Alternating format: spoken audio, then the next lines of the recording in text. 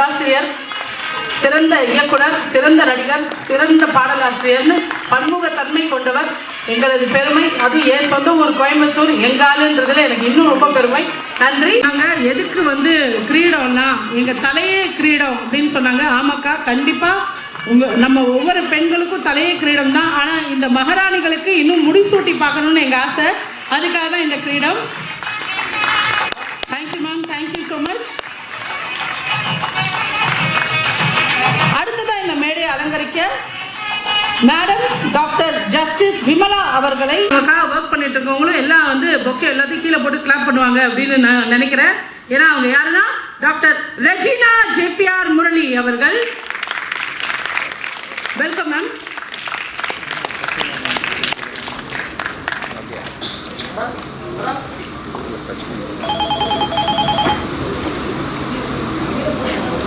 அவ்வளோ கூச்சப்படுறாங்க.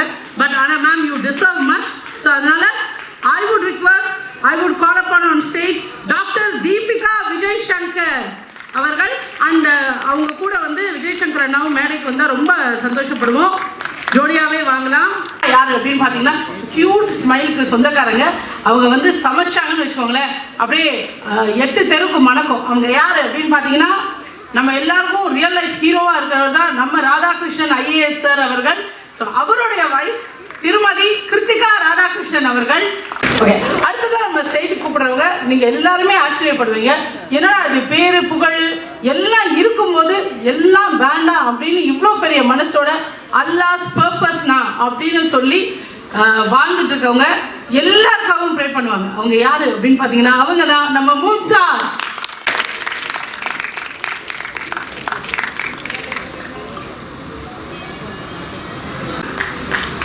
அடுத்தது யார் வர போறாங்க மேடைக்கு அப்படின்னு பார்த்தீங்கன்னா, உதவி செய்யறது ரொம்ப ஈஸி, ஆனா உதவியவே வேலையா வாழ்க்கையா நினைச்சு நடத்திட்டு இருக்கவங்க தான் நம்ம மிஸ்ஸஸ் மீனா ஜெயக்குமார் அவர்கள்.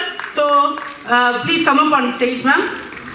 அந்த அடுத்த விருது யாருக்கு அப்படின்னா ஷரட்டு வண்டியில அப்படின்னு நான் பாட மாட்டேங்க, கவலைப்படாதீங்க. நான் பாடி அந்த பாட்டை கெடுக்க விரும்பல. அந்த பாட்டு பாடுன சொந்தக்காரங்களே இங்கே இருக்காங்க. ஸோ நம்ம எல்லாரும் let's put our hands together and welcome AR Rehana அக்கா.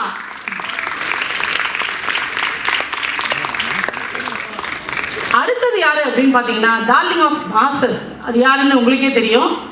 சோஷியல் மீடியாவோட முகல்னு சொல்லலாம். அவங்க இல்லாத இன்ஸ்டாகிராம் பக்கமே கிடையாது. அவங்க தான் நம்ம பாவனி ரெட்டி. வலைதளத்தை உபயோகம் இல்லைன்னா சொல்றீங்க பட்டிமன்றம் பாருங்க என்ன கிளாப்ஸ்ன்னு. வெல்கம் பாவனி. அடுத்ததான் நம்ம மேடைக்கு கூப்பிட போறவங்க உங்களை மாதிரி பல பெண்களோட வாழ்க்கையை அழகாக்கி இன்னும் இந்த உலகத்தையே அழகாக்குற மிஸ்ஸஸ் வீணா குமாரவேல், நேச்சுரல்ஸோட சூப்பரான ஃபவுண்டர். அவங்க எப்படி கண்டுபிடிச்சிங்கன்னு அந்த ரகசியத்தை இன்னும் கொஞ்சம் நேரத்தில் தெரிஞ்சுக்கலாம். அண்ட் அடுத்ததான் நம்ம ஸ்டேஜுக்கு கூப்பிட போறவங்க தமிழ்நாடு விமன்ஸ் கமிஷனோட president so AS Kumari madam.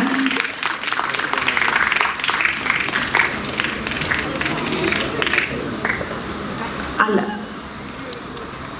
அடுத்து வர போறவங்க யாரு அப்படின்னு பார்த்தீங்கன்னா, இவங்களுக்கு துபாயில், லண்டனில், பெங்களூரில் எல்லா இடத்துலையும் அழகு கிளினிக் இருக்கு. ஆமாங்க, ஏஸ்தட்டிக் கிளினிக்கலோட ஓனர் டாக்டர் ஸ்ரீ.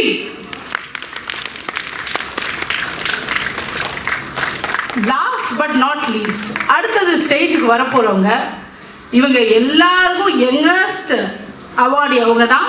அண்ட் அவங்க அவ்வளோ டேலண்ட்ஸோட அவ்வளோ பெண்கள் தினம் அன்னைக்கு நம்ம பெண்களை எல்லாரையும் பாராட்டுறோம். ஆனா பெண்களுக்கே அழகு சேர்க்கிறவங்க மாதிரி பெண்கள் எவ்வளவு அழகுபடுத்திக்கிட்டாலும் அதை விட சூப்பரா செம்மையா அழகுபடுறவங்க.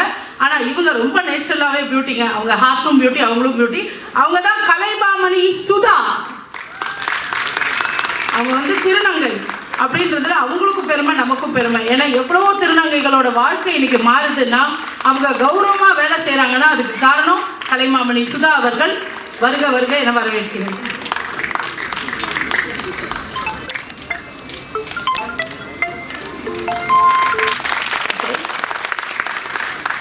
அண்ட் எல்லாருமே உங்க கிரவுண்ட்ஸை வச்சுக்கிட்டீங்கன்னா இன்னும் ரொம்ப அழகா இருக்கும் அப்படின்னு தோணுது. ப்ளீஸ் ஷை பண்ணாதீங்க, வைங்க. என்னங்க மிஸ் இந்தியா, மிஸ் யூனிவர்ஸ் எல்லாமே இன்னைக்கு நம்ம ஸ்டேஜில் தான் இருக்காங்க. பாருங்க கோல்டன் சன்ரைஸ்ல எவ்வளோ பியூட்டிஸ் இருக்காங்க பாருங்க. பட் இவங்களோட பியூட்டி சொசைட்டிக்கும் அவ்வளோ நல்லது சேர்க்குதுன்றது தான் முக்கியம்.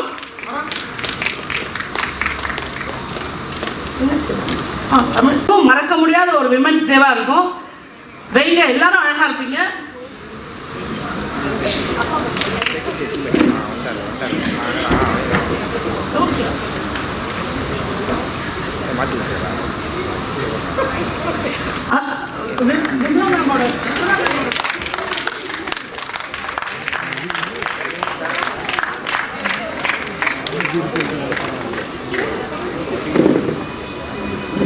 ஓகே, ஃபோட்டோகிராஃபர்ஸ் எல்லாரும் கரெக்டாக இருக்காங்களா லைனில்? இன்னும் கொஞ்சம் ஃப்ரண்ட் வரணுமா மேம்? எல்லாரும் கொஞ்சம் ஃப்ரண்ட் வந்துட்டீங்கன்னா எல்லாரும் கேப்சர் ஆவீங்க.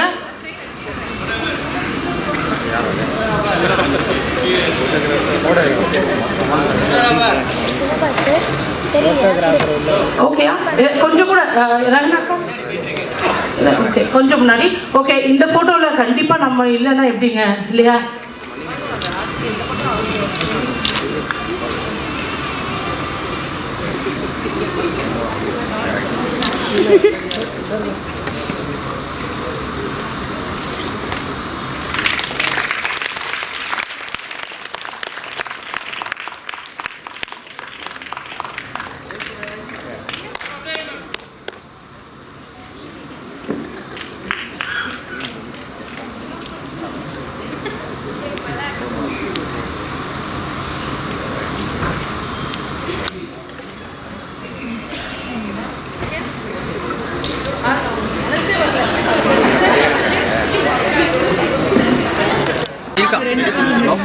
சரி, நீ அப்போ நம்ம எடுத்துட்டு போய்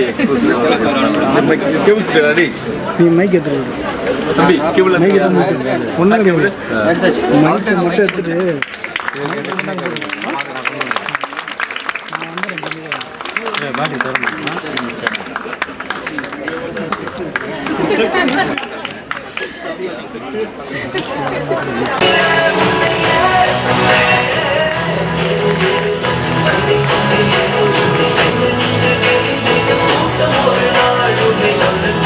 இங்கு கூடியிருக்கும் அனைவருக்கும் முதற்கண் உலக மகளிர் தின வாழ்த்துக்களை தெரிவித்துக் கொள்கிறேன்.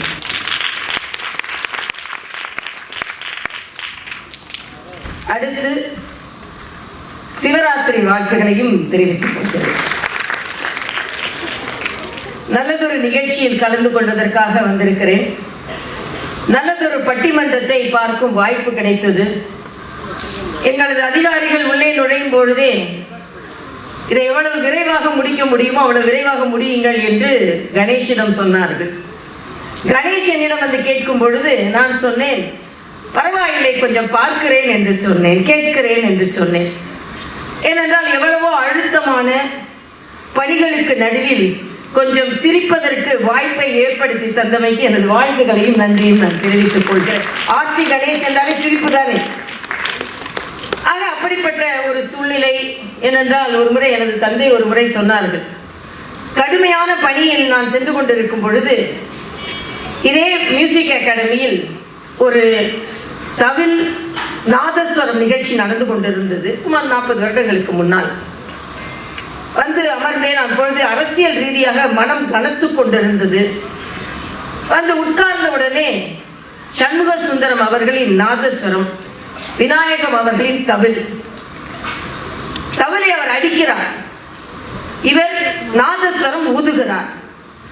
எனக்கு எப்படி தோன்றியது என்றால், என் மனதில் உள்ள பாரத்தை எல்லாம் அவர் தவிலில் அடித்து உடைப்பது போலவும் இவர் நாதஸ்வரத்தில் ஊதி தள்ளுவது போலவும் தோன்றியது. அங்கே வந்து உட்கார்ந்த பின்பு இதை பார்த்த பின்பு மனது இலகுவாகிவிட்டது என்று. அதே போல்தான் மிக கனத்த இதயத்தோடு பல பிரச்சனைகளுக்கு நடுவில் இங்கே வந்து அமர்ந்திருந்த பொழுது நிச்சயமாக அந்த பட்டிமன்றம் எனக்கு சற்று ஆசுவாசத்தை ஏற்படுத்தியது என்ற வகையில் எனது வாழ்த்துக்களை தெரிவித்துக் கொள்கிறேன். ஆனால் என் அதிகாரிகளுக்கு சற்று அழுத்தத்தை கொடுத்தது என்றும் நான் நினைக்கிறேன். ஏனென்றால் கவர்னருக்கு ஒரு நிகழ்ச்சிக்கு வந்தால் 45 நிமிடங்கள் என்பது ஒரு கணக்கு இருக்கிறது. ஆனால் நான் எப்பொழுதுமே கவர்னராக ஒரு நிகழ்ச்சிக்கு வருவதில்லை, அக்காவாகத்தான் வருகிறேன். அதனால் இந்த கட்டுப்பாடுகள் எல்லாம் என்னை கொஞ்சம் கட்டுப்படுத்தாது என்பதை நான் இங்கே தெரிவித்துக் கொள்கிறேன். இங்கே இந்த நிகழ்ச்சிக்கு வந்திருக்கும் மிக பெரியவர்கள் எல்லாம் அமர்ந்திருக்கிறீர்கள். எல்லோரின் உண்மையிலேயே வாழ்த்துக்களையும் நான் சொல்லியாக வேண்டும். மரியாதைக்குரிய மிஸ்ஸஸ் வனிதா அவர்கள் அருகிலேயே இருந்தார்கள். என்னை பல நாள் பார்க்க வேண்டும் என்று நினைத்துக் கொண்டிருந்தேன் என்று சொன்னார்கள். உண்மையிலே அவர்களுக்கு எனது வாழ்த்துக்களை தெரிவித்துக் கொள்கிறேன். மிஸ்ஸஸ் விமலா அவர்கள், ஹானரபிள் ஜஸ்டிஸ், அவர்களுக்கும் எனது வணக்கத்தை நான் தெரிவித்துக் கொள்கிறேன். டாக்டர் தீபிகா விஜயகுமார் அவர்கள், அவர்களுக்கும் எனது வணக்கம். டாக்டர் ரெஜினா அவங்க தெரிஞ்சவங்க தான், ஆனால் சார் நேரம் பேர் எப்படி ப்ரொனவுன்ஸ் பண்ணுறாங்கன்னு தெரியல. அவங்க அப்பா ஜேபிஆர் அவர்கள் எனது தந்தைக்கு மிகவும் நெருங்கிய நண்பர், அதனால் அவர்களுக்கும் நான் எனது வணக்கத்தை தெரிவித்துக் கொள்கிறேன். ஆனந்தி அவர்கள் இருக்காங்களா? வரல. மீனா ஜெயக்குமார் அவர்கள், அவர்களுக்கு எனது வணக்கத்தை தெரிவித்துக் கொள்கிறேன். பிரீதா கணேஷ், தெரியும், நிறைய நிகழ்ச்சிகள் அவங்க கூட நான் கலந்துருக்கேன். அவர்களுக்கு எனது வணக்கம். யார் ரெஹேனா அவர்கள், வாழ்த்துக்கள். கார்த்திகா ராதாகிருஷ்ணன் அவர்கள், கிருத்திகா ராதாகிருஷ்ணன் அவர்கள், ஆமாம் அவர்கள், ராதாகிருஷ்ணன் அவர்களுக்கு எனது வணக்கம். ஏன்னா ரொம்ப நாள் தெரிந்த ஒரு கப்பல்ஸ் அவங்க, இணையர். அது மட்டும் இல்லை, பொதிகையில் ஒரு நல்ல நிகழ்ச்சி நடத்துகிறாங்க. அந்த நிகழ்ச்சி நான் அது ஞாயிற்றுக்கிழமை வருவதனால் பல நாள் பார்த்து இருக்கிற மிக நல்ல நிகழ்ச்சி, சுற்றுலாவை மேம்படுத்துகின்ற நிகழ்ச்சி. அதில் இடையில சமையலும் அவங்க சொல்லி கொடுக்குறாங்க. அதனால கிருத்திகா அவர்களுக்கு எனது வாழ்த்துக்களை நான் தெரிவித்துக் கொள்கிறேன். மும்தாஸ் அவர்கள், வணக்கம், வாழ்த்துக்கள். கலைமாமணி சுதா அவர்கள், ஏஎஸ் குமாரி அவர்கள்,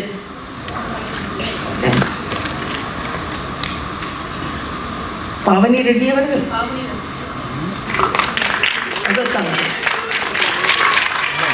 டாக்டர் ஸ்ரீ அவர்கள், எல்லாவற்றிற்கும் மேலாக ஆர்த்தி கணேஷுக்கு எனது வணக்கங்கள். உங்கள் அனைவருக்கும், பட்டிமன்ற பேச்சாளர்கள் அனைவருக்கும் எனது வணக்கம். நேரம் அதிகமாகி கொண்டிருக்கிறது. ஆனால் ஒரு பிரச்சனை, இன்னைக்கு நான் கொஞ்சம் ஆசுவாசமா இருந்ததுக்கு காரணம் இன்னைக்கு சிவராத்திரி. அதனால நம்ம கோயில் எதுவும் மூட மாட்டாங்க. நான் இங்கே வந்துட்டு கோயிலுக்கு போனோம், அப்புறம் ஒரு பூஜைக்கு போனோம், இந்த நிகழ்ச்சிகளுக்கெல்லாம் போகணும். ஆனால் கோல்டன் சன்ரைஸ், பொன்னான விடியது, ரொம்ப நல்ல பேரு. அதனால உங்கள் அனைவருக்குமே எனது வாழ்த்துக்கள். ஒன்றை மட்டும் சில விதயங்கள் மட்டும் சொல்லிட்டு, ஏன்னா ரொம்ப நேரமா பட்டிமன்றத்தில் அமர்ந்திருக்கிறீர்கள்.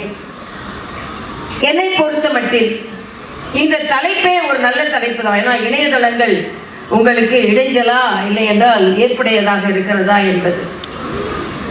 பெண்கள் என்றாலே இங்கே பல பெண்கள் அமர்ந்திருக்கிறார்கள். அவர்கள் எல்லாம் இந்த முன்வரிசையில் அமர்ந்திருக்கிறார்கள் என்றால் சாதாரணமா அல்ல, கடுமையான உழைத்து முன்னேறி இந்த முன்வரிசையில் அமர்ந்திருக்கிறார்கள். அதனால் பெண்கள் என்றாலே உழைப்பவர்கள், உழைத்த பின்பு பிழைப்பவர்கள் என்பதை இங்கே உணர்த்தி கொண்டிருக்கிறார்கள். அதனால் அவர்களுக்கு முதலில் எனது மகளிர் தின வாழ்த்துக்களை நான் தெரிவித்துக் கொள்கிறேன். அதே நேரத்தில் எவ்வளவு உயரத்தில் இருந்தாலும் எப்பொழுதுமே பெண்கள் என்றால் தடைக்கற்கள் இருக்கத்தான் செய்யும் என்பதை ஆளுநரான பின்பும் நான் இங்கே சொல்லித்தான் ஆக வேண்டும். ஏனென்றால் அரசியல் என்பது ஆண்களின் உலகம்தான், அதிகாரம் என்பதும் ஆண்களின் உலகம்தான். ஆனால் ராதாகிருஷ்ணன் போன்றவர்கள் கோபித்துக் கொள்ளக்கூடாது. நான் அடிக்கடி சொல்வது ஒன்று, பெண்கள் ஆர் குட் அட்மினிஸ்ட்ரேட்டர்ஸ். ஏனென்றால் பெண்கள் can manage both men and women, men cannot manage all women. So administrators நல்ல அட்மினிஸ்ட்ரேட்டர். அதனால தான் 2 மாநிலங்களில் நான் ஒரு ஆளுமையோடு இருக்கிறேன் என்றால் அதற்கு நமக்கு கிடைத்திருக்கின்ற பல சிக்கல்களை தாண்டி வந்ததுனால தான். இங்கே இணையதளத்தை பற்றி சொன்னார்கள். இணையதளம் பல பேரை பரிகசிக்கிறதா என்றால் இதில் அதிகமாக பரிகசிக்கப்பட்ட ஒருவரில் நான் ஒருவன். இணையதளம் தான் என்னை வளர்த்ததுன்னு கூட சொல்லலாம். ஏனென்றால் ஒரு பந்து அடிக்க அடிக்க அடிக்க மேலெழும்பியதை போல அடிக்க அடிக்க அடிக்க மேலெழும்பியவள் நான். அடிக்கடி நான் சொல்றது உண்டு, நல்லா பேசக்கூடியவள் நான், நல்ல ஒரு பிரபல அரசியல்வாதியின் மகளா இருந்தாலும் நான் வாரிசு அரசியல் இல்லை, நான் வாரிசு அரசியல் இல்லாத ஒரு வாரிசு. ஆக நேரடியாக தந்தையிடம் இருந்து கற்றுக்கொண்டதை, ஆனால் வேறு கட்சியிடம் சென்று நான் இணைந்தது. ஆனா அதே நேரத்தில் இந்த பெண்கள் என்றாலே அவர்கள் பல சங்கடங்களை தாங்கித்தான் வர வேண்டும் என்பதற்கு பல உதாரணங்கள் இருக்கிறது. ஏனென்றால் இங்கே இணையதளம் என்று பார்க்கும் பொழுது எனக்கு எனது எண்ணங்கள் பின்னோக்கி சென்றன. ஒரு பேட்டி கொடுத்து விட்டு வந்தோம் என்றால் அதுல மோகன சுந்தரம் கூட சொன்னார், இதை கட் பண்ணி போடுவாங்க அப்படின்னு சொல்லிட்டு. ஒரு பேட்டி கொடுத்துட்டு வந்தேன்னா நான் எனது கணவர் டாக்டர் சவுந்தரராஜன் சொல்வேன், இன்னும் ஒரு மணி நேரத்துல பாருங்க அதை துண்டு ஆக்கி மீம்ஸ் போட்டே நம்மளை ஒரு வழி பண்ணிடுவாங்க அப்படின்னு. அதனாலதான் சமீபத்துல ஒரு விருந்துக்கு போனேன். உங்களுக்கு என்ன பிடிக்கும்னு கேட்டாங்க. எனக்கு சாப்பாடுல மீம்ஸ் பிடிக்கும், ஆனா இணையதளத்துல மீம்ஸ் பிடிக்கும் அப்படின்னு சொன்னேன். ஏன்னா அந்த அளவிற்கு மீம்ஸ் போட்டு போட்டு போட்டு நம்மை ஒரு வழி பண்ணி விடுவார்கள். ஆனால் அதே நேரத்தில் பெண்களிடம் நான் சொல்வது ஒன்றே ஒன்றுதான், வேகமாக நடந்து வருவார்கள். ஆனால் இதை போல சவால்கள் வந்தவுடனே அவர்கள் திரும்பி விடுவார்கள். அப்படி இல்லாமல் வேகமாக நடை போடும் பொழுது பாதை ஒன்றும் சாதாரண பாதையாக இருக்காது, மலர் படுக்கையாகவும் இருக்காது. கால்களில் முட்கள் குத்தும், கால்களில் கற்கள் குத்தும், ரத்தம் வரும். ஆனால் அந்த ரத்தத்தோடே தான் நான் கோட்டையை அடைய வேண்டும். ஏனென்றால் நான் பெண், எனக்கென்ற ஒரு உறுதி இருக்கிறது என்ற உறுதி மனப்பான்மையோடு தான் அனைவரும் பீடு நடை போட வேண்டி இருக்கிறது. என்னிடம் கேட்டால் உங்கள் இணையதளத்தில் இப்படி பரிகசிக்கிறார்கள் என்று நான் சொல்வேன், என் மீது கணைகளை வீசட்டும், என் தோலை குத்தி கிழிக்கட்டும், அதில் இருந்து ரத்தம் வரட்டும். ஆனால் அந்த ரத்தத்தில் தோய்த்துதான் நான் இந்த சரித்திரத்தை எழுதி கொண்டிருக்கிறேன் என்று சொல்றேன். இது நான் பல பெண்களுக்கு சொல்ல வேண்டியது. ஏனென்றால் நான் ஏன் அரசியலுக்கு வந்தேன் என்றால், நான் தஞ்சை மருத்துவக் கல்லூரியில் பயிற்சி மருத்துவராக இருந்து கொண்டிருக்கிறேன். லதா என்ற ஒரு பெண் அனுமதிக்கப்படுகிறாள், நிறை மாத கர்ப்பிணி, உடல் முழுவதும் தீக்காயங்கள். ஏனென்று கேட்கிறேன். நான் ஹவுஸ் சர்ஜனாக இருந்து கொண்டு மரண சாசனத்தை எழுதி கொண்டிருக்கிறேன். கேஸ்பில் இருக்காங்க அந்த பெண். ஏன் இப்படி செய்தாய் என்று சொல்லும்போது அந்த பெண் சொன்னாள், வரதட்சணை கொடுமை. எங்கள் வீட்டில் மிக குறைவான பணத்தை வைத்துக் கொண்டு என்னை திருமணம் செய்து கொடுத்தார்கள்.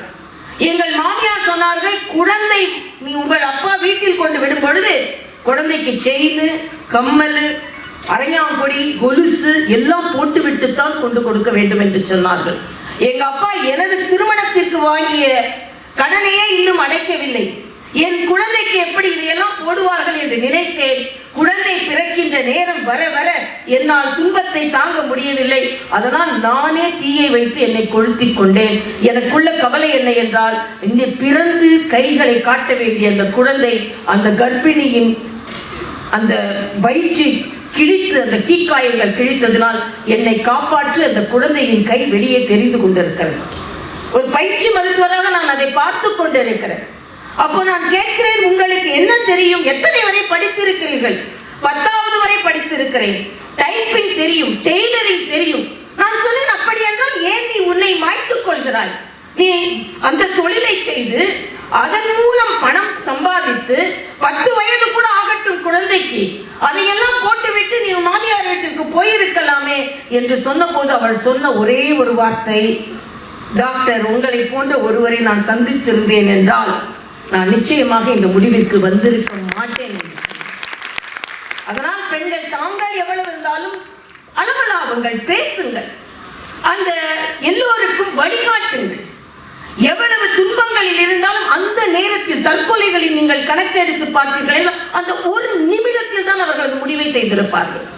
அதனால் தான் இன்று மன வேதனையோடு இங்கே நின்று கொண்டிருக்கிறேன், மன பாரத்தோடு நின்று கொண்டிருக்கிறேன், உடைந்த இதயத்தோடு நின்று கொண்டிருக்கிறேன்.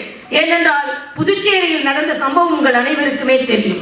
எல்லோரும் ஆராதிக்க வேண்டிய ஆர்த்தி என்ற குழந்தை மனித மிருகங்களால் சீரழிக்கப்பட்டு, சீரழித்து விட்டு உயிரோடு விட்டு தொலைத்திருக்கலாம். அதை சாக்கு மூட்டையில் கட்டி, அதை சாக்கடையில் வீசி, அதை 4 நாட்கள் தேடி, அதை எடுத்த பின்பு அந்த குழந்தை உருகுலைந்து, பெற்ற தாய் எவ்வளவு அந்த தோளில் அந்த அம்மா விழுந்து அழும் பொழுது உண்மையிலேயே பதறி போனேன், உடைந்து போனேன். நாகரிக உலகத்தில் தான் நாம் இருந்து கொண்டிருக்கிறோமா என்று. பெண்கள் என்றால் நான் அடிக்கடி சொல்வது, நான் ஒரு சொனாலஜிஸ்ட். பிறப்பதற்கு பெண்களுக்கு உரிமை இல்லை. ஏன் என்று சட்டம் வந்திருக்கிறது. ஏனென்றால் முதலில் பெண் குழந்தை என்று தெரிந்த உடனேயே அதை அழித்து விடுவார்கள். அதனால்தான் நாம் இந்திய சட்டம் என்ன சொல்லியது என்றால், பெண் குழந்தைகள் என்று வெளியே சொல்லாதீர்கள், எந்த குழந்தையாக இருந்தாலும் அது பிறந்து விட்டு போகட்டும் என்று அப்பொழுது நினைப்பேன். பிறக்கிறது கூட பெண் குழந்தைக்கு உரிமை இல்லையா? பெண் என்று தெரிந்தவுடனே இதை அழித்து விடுகிறார்களே என்று ஆனால் பிறந்த பின்பும் உரிமை இல்லையா என்ற கேள்வி நம் மனதில் எழுகிறது. அதனால்தான் பெண்கள் தினத்திற்கு நான் பதிவு போடும்பொழுது பெண்களுக்கு நான் இந்த பதிவை போடவில்லை. உலக மகளிர் தினத்தில் பெண்களுக்கு இந்த பதிவை நான் போட விரும்பவில்லை, ஆண்களுக்கு இந்த பதிவை போடுகிறேன். தயவு செய்து பெண்களை பெண்களாக பாருங்கள், குழந்தைகளை மொட்டுகளாக மலர்களாக பாருங்கள், கசக்கி எரிந்து விடாதீர்கள். அதனால்தான் இன்று பெண்கள் தினமாக இருந்தாலும் நான் தாய்மார்களுக்கும் நேற்று ஒரு செய்தி சொன்னேன். வீட்டுக்கு யாராவது வந்தா குழந்தை பெண் குழந்தை, நம்ம வீட்டுல பொம்பளை பிள்ளைங்க 8 மணிக்கு மேல வந்தா, ஐயோ பொம்பளை பிள்ளை 8 மணிக்கு ஏன் வந்த, எங்க போன, எந்த இடத்துக்கு போன, இத்தனை கேள்விகளை கேட்கும் இந்த சமுதாயம் ஆண் குழந்தைகளை கேள்வி கேட்பதில்லை. 11 மணிக்கு வரலாம், 12 மணிக்கு வரலாம், 2 மணிக்கு கூட வரலாம், எங்க போனான்னு கேட்கறது இல்லை. அப்படி கண்காணிக்காத குழந்தைகள் தான் இப்படிப்பட்ட நிகழ்வுகளில், அதான் சொன்னாங்க போதையிலேயா இது நடந்தது என்று கேட்டார்கள். போதையிலும் இது நடக்கலாம், பாதை மாறிய இளைஞர்களாலும் இது நடக்கலாம் என்று சொன்னேன். அதனால்தான் தாய்மார்கள் பெண் குழந்தைகளை கண்காணித்து வளர்ப்பதை போல ஆண் குழந்தைகளையும் கண்காணித்து வளர்கள். அடிக்கடி ஒன்று சொல்வது உண்டு, கண்டித்து வளர்ப்பதை விட கண்காணித்து வளருங்கள். சுமார் 40 ஆண்டுகளுக்கு முன்னால் 5 மணி ஆனால் நாங்கள் எல்லாம் பள்ளியிலிருந்து ஓடி வருவோம். ஏனென்றால் எனது தந்தை ஒரு பிரபலமான அரசியல்வாதி, வீட்டை அவ்வளவாக பார்க்க மாட்டார்கள். 5 குழந்தைகளை வளர்க்கும் என் தாய் 4 பெண் குழந்தைகள். 5 மணிக்கு வரவில்லை என்றால் பதறி போய் வெளியே நிற்பார்கள். நாங்கள் பள்ளியிலிருந்து ஓடி வருவோம். அப்போ நாங்கள் கேட்போமா, எங்க மேல நம்பிக்கை இல்லையா, ஏன் 5 மணிக்கு வரணும்னு சொல்றீங்க? எங்க அம்மா சொல்லுவாங்க, எனக்கு உங்கள் மீது நம்பிக்கை இருக்கிறது, ஆனால் இந்த சமுதாயத்தின் மீது எனக்கு நம்பிக்கை இல்லை. 40 ஆண்டுகளுக்கு முன்னால் கேட்ட அதே குரல் இன்றும் கேட்க இருக்கிறது என்பதுதான் மனவேதனை. எவ்வளவு விஞ்ஞான மேம்பாடுகள், எவ்வளவு முன்னேற்றங்கள், அதற்கு பின்பும் ஒரு பெண் குழந்தையால் இன்று நடமாட முடியவில்லை என்றால் நாமெல்லாம் எதற்கு மகளிர் தினத்தை கொண்டாடி கொண்டிருக்கிறோம் என்று எனக்கு தெரியவில்லை. அதனால் இந்த சமுதாயம் எத்தனையோ சட்டங்கள் என்னிடம் கேட்டார்கள். நான் கூட அங்கே போகும்படி எனக்கு எதிர்த்து கூட குரல் கொடுத்தார்கள். ஆனால் அதை பற்றி நான் கவலைப்படவில்லை. உடனே என்னிடம் பத்திரிகை நிருபர்கள் வந்து கேட்டார்கள், இவ்வளவு பேர் எதிர்த்து குரல் கொடுக்கிறார்கள், போராடுகிறார்கள், நீங்கள் ஆட்சியாளர்கள் வகையில் நடந்து சென்று கொண்டிருக்கிறீர்களே, உங்களை எதிர்த்து குரல் கொடுக்கிறார்களே என்று சொன்ன போது நான் சொன்னேன், நான் அந்த சூழ்நிலையில் இருந்தாலும் எதிர்த்து குரல் கொடுத்துத்தான் இருந்திருப்பேன், நான் அங்கே இருந்தாலும் போராட்டம் நடத்தித்தான் இருந்திருப்பேன். அதனால் நான் அவர்களை குறை சொல்லவில்லை. 1000 தாய்மார்களை கடந்து செல்ல வேண்டிய ஒரு சூழ்நிலை. அதனால் இன்றைய சூழ்நிலையில் பெண்களை பாதுகாப்பாக வளர்ப்பதை போல ஆண் குழந்தைகளை கண்டித்து வளர்க்க வேண்டும். பெண்கள் இந்த நாட்டில் முன்னேற்றம் அடைந்தே ஆக வேண்டும். ஆனால் அதே நேரத்தில் அவர்கள் படும் துன்பம் என்பது நிச்சயமாக யாராலும் எதிர்கொள்ள முடியாத ஒன்று. இதையெல்லாம் அனுபவித்து விட்டுத்தான் நான் இங்கே நின்று கொண்டிருக்கிறேன். எந்த உயரத்திற்கு வந்தாலும் பெண்கள் என்றால் எல்லாவற்றையும் கடந்துதான் வர வேண்டிய சூழ்நிலை இருக்கிறது. ஆனால் எத்தனை துன்பங்கள் வந்தால், கவிக்கோ அப்துல் ரஹ்மான் அவர்களின் கவிதை எனக்கு ஒன்று பிடிக்கும். வேலிக்கு வெளியே தலையை நீட்டும் கிளைகளை வெட்டும் தோட்டக்காரனே, பூமிக்கு அடியே நழுவும் எனது வேர்களை நீ என்ன செய்ய முடியும்? ஒரு பெண் வளர்கிறாள், ஒரு மரம் வளர்கிறது என்றால் தோட்டக்காரனுக்கு பிடிக்காது. அதே போல ஒரு பெண் வளர்கிறாள் என்றால் இந்த சமுதாயத்திற்கு பிடிக்காது. தோட்டக்காரன் எப்படி கிளைகளை வெட்டுகிறானோ அதே போல இந்த சமுதாயம் அந்த பெண்ணின் வளர்ச்சியை தடுக்கும். ஆனால் அந்த மரம் பாடுவதை போல நீ கிளைகளை வெட்டலாம், கிளைகளை நாசப்படுத்தலாம், கிளைகளை ஒட்ட வெட்டலாம், ஆனால் பூமிக்கு அடியே நழுவும் எனது வேர்களை நீ வெட்ட முடியாதல்லவா? ஆக நாங்கள் வேர்களாக ஆழ பதிந்து வளர்கிறோம். மரமாக வளருவோம், நிழல் தருவோம், பழம் தருவோம், மலர்கள் தருவோம். உங்களால் ஒன்றும் செய்ய முடியாது என்ற மனநிலை பெண்களுக்கு இருக்க வேண்டும். ஒரு சாதாரண கவிஞர் ஒரு புத்தகத்தில் எழுதியிருந்தார், ஒரு பெண் கவிஞர்.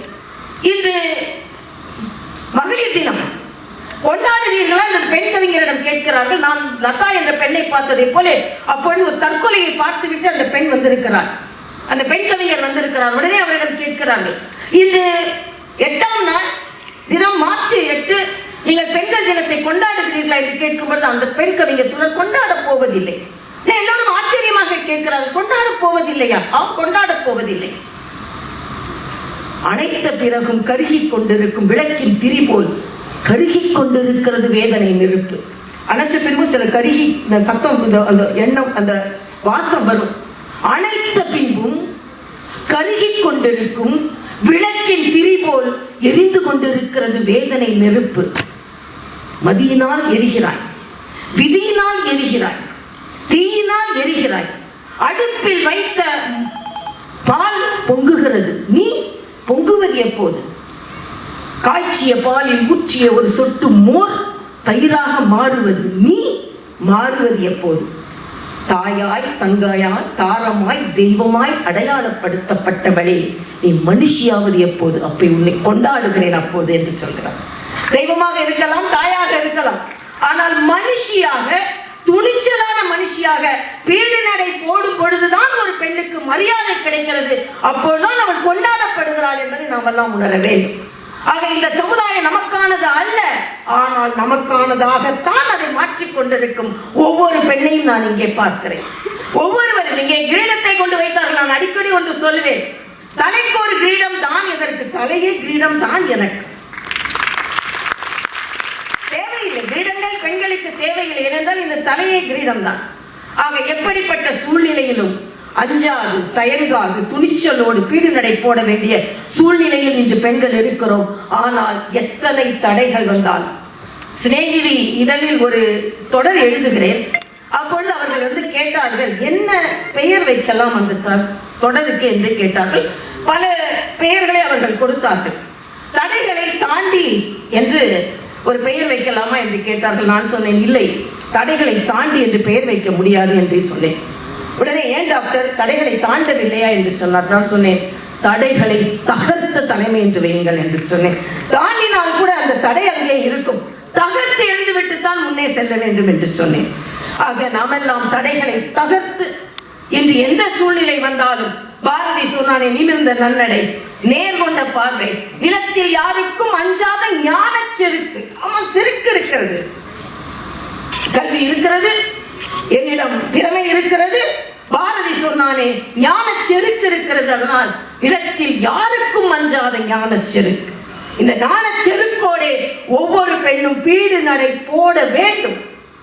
ஏனென்றால் இன்று நாம் எந்த சூழ்நிலையில் இருந்து கொண்டிருக்கிறோம்?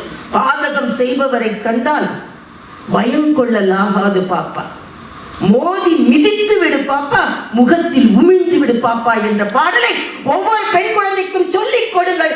ஆர்த்திக்கும் சொல்லிக் கொடுத்திருக்க வேண்டும். ஏனென்றால் என் பாரதி சொன்னதை போல பெண் உரிமையை யாரும் பாடியதில்லை. ஆக பாரதி சொன்னதை போல நிமிர்ந்த நன்னடை, நேர்கொண்ட பார்வை, நிலத்தில் யாருக்கும் அஞ்சாத ஞான செருக்கோடு வாழ்வோம். வாழ்த்துக்கள், நன்றி.